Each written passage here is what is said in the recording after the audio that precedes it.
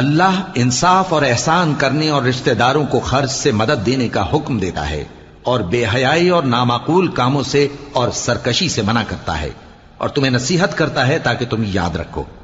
اور جب اللہ سے عہد کرو تو اس کو پورا کرو، اور جب پکی قسمیں کھاؤ تو ان کو مت توڑو کہ تم اللہ کو اپنا ضامن مقرر کر چکے ہو، اور جو کچھ تم کرتے ہو اللہ اس کو جانتا ہے۔ اور اس عورت کی طرح نہ ہونا جس نے محنت سے تو سود کاتا پھر اس کو توڑ کر ٹکڑے ٹکڑے کر ڈالا، کہ تم اپنی قسموں کو آپس میں اس بات کا ذریعہ بنانے لگو کہ ایک گروہ دوسرے گروہ سے زیادہ غالب رہے۔ بات یہ ہے کہ اللہ تمہیں اس سے آزماتا ہے،